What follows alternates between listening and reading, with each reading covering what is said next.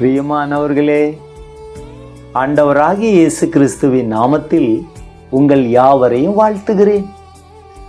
இந்த நாளுக்குரிய வேத வசனம் அப்போஸ்தலர் 14:12. பர்னபாவை யூபித்தர் என்றும் பவுல் பிரசங்கத்தை நடத்தினவனானபடியினால் அவனை மெர்க்குரி என்றும் சொன்னார்கள். பிரியமானவர்களே, அப்போஸ்தலனாகிய பவுலின் ஊழியத்தில் பர்னபா முக்கிய இடத்தில் இருந்தான். இருவரும் சேர்ந்து ஊழியம் செய்தபோது கர்த்தர் அவர்கள் மூலம் பலத்த கிரியைகளை செய்தார். எனினும் அவர்களின் ஐக்கியத்தை கெடுக்க மாம்ச பிரகாரமான உறவுகளை சாத்தான் பயன்படுத்தினான். மார்க்கு என்னும் யோவான் பர்னபாவுக்கு நெருங்கிய சொந்தக்காரன். எனவே யோவானை தன்னுடன் கூட்டிக் கொண்டு செல்ல வேண்டும் என்று பர்னபா விரும்பினான். ஆனால் பவுலோ அவனை அழைத்து கொண்டு போகக்கூடாது என்று சொன்னான்.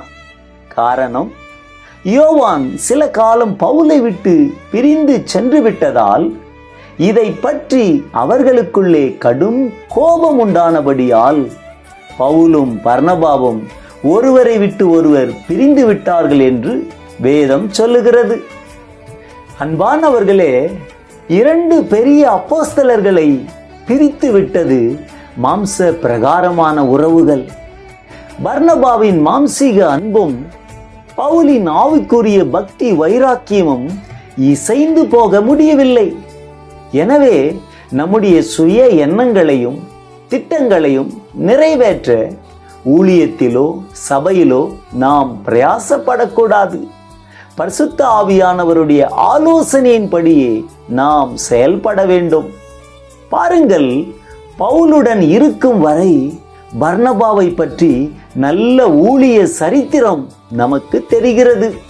ஆனால் பவுலை விட்டு பிரிந்த பின்பு பர்னபாவின் பெயர் மறக்கப்பட்டு போகிறது. அதன் பின்பு அவருடைய ஊழிய சரித்திரத்தை நாம் வேதத்தில் பார்க்க முடியவில்லை. ஆகவே கர்த்தர் உங்களை வைத்த இடத்தில் ஐக்கியத்தில் நிலைத்திருங்கள். கிறிஸ்துவினுடையவர்கள் தங்கள் மாம்சத்தையும் அதன் ஆசை இச்சைகளையும் சிலுவையில் அறைந்திருக்கிறார்கள் என்ற வசனம் உங்கள் வாழ்வில் நிறைவேறட்டும். மற்றும் உங்கள் போதகருடன் உடன் விசுவாசிகளுடன் பழகும்போது கிறிஸ்துவின் அன்பிலே ஒருவருக்கொருவர் இணைந்திருங்கள். சண்டைகளையும் வாக்குவாதங்களையும் உதறி தள்ளிவிடுங்கள். சமாதானத்தோடும் சந்தோஷத்தோடும் கிறிஸ்துவின் ஊழியத்தை செய்யுங்கள். ஜெபிப்போமா? அன்பின் பரலோக பிதாவே, இயேசுவின் நாமத்தில் ஜெபிக்கிறேன்.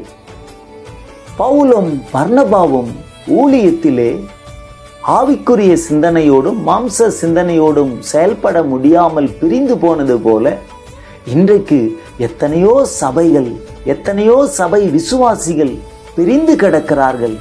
பிரிவினைகளை மாற்றுகிற தேவன், சமாதானத்தை கொடுக்கிற தேவன் எல்லா பிரிவினைகளையும் கசப்புகளையும் கோபங்களையும் சண்டைகளையும் தர்க்கங்களையும் மாற்றி எல்லா மக்களும் யாவரோடும் சமாதானத்தோடும் சபை பாகுபாடு இன்றி ஒற்றுமையோடு வாழ நீர் கிருபை செய்ய முடியாய் நான் செபிக்கிறேன்.